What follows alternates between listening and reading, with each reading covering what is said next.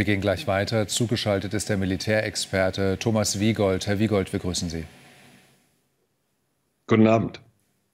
Die Geheimdienste, die Sicherheitsdienste, die warnen ja schon seit längerem vor russischer Einflussnahme. Auf was müssen wir uns da womöglich im Wahlkampf jetzt einstellen?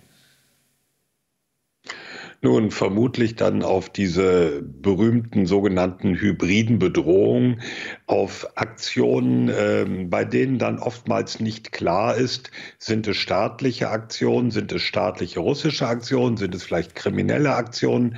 Also da ist eine ganze Bandbreite, die wir in den vergangenen Jahren auch immer wieder gesehen haben. Aber das zeichnet diese Aktionen aus.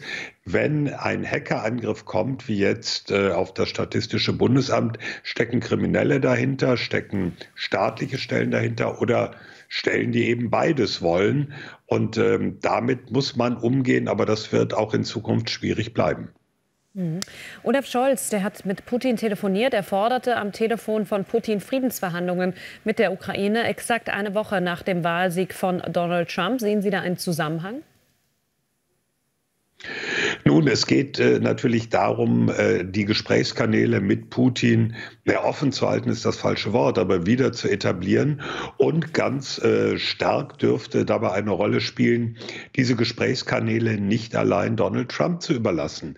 Der hat ja angekündigt oder eher angedroht, muss man sagen, dass er den Konflikt in der Ukraine sehr schnell beenden könnte und würde, wie man vermuten muss, nicht im Interesse der Ukraine. Und da haben die Europäer natürlich auch ein Interesse, das nicht allein den künftigen Präsidenten machen zu lassen. Dazu gehört auch, dass Olaf Scholz zwar heute allein telefoniert hat mit Putin, aber er hat auch europäische Nachbarn informiert. Er hat zum Beispiel mit dem polnischen Ministerpräsidenten Donald Tusk darüber gesprochen. Also da geht es schon sicherlich darum zu sagen, Moment, Europa hat hier auch noch eine Stimme. Ende Februar wird ja ein neuer Bundestag gewählt. Der neue Kanzler könnte danach Friedrich Merz heißen. Herr Merz hat sich ja bereits mehrfach für Taurus-Lieferungen an die Ukraine ausgesprochen. Könnte dies auch ein Aspekt sein, der Moskau irgendwann dazu bewegt, einem Friedensschluss mit der Ukraine zuzustimmen?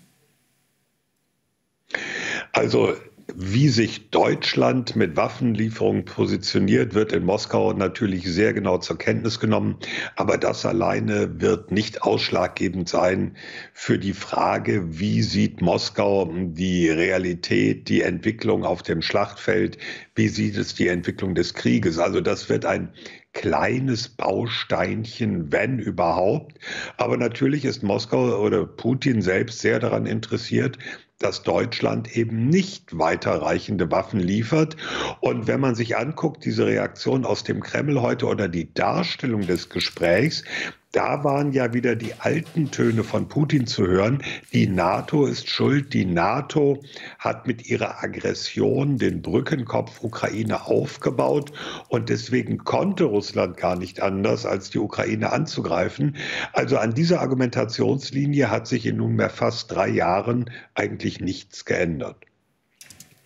Vielen Dank, Thomas Wiegold, für diese Einordnung. Dankeschön. Gerne.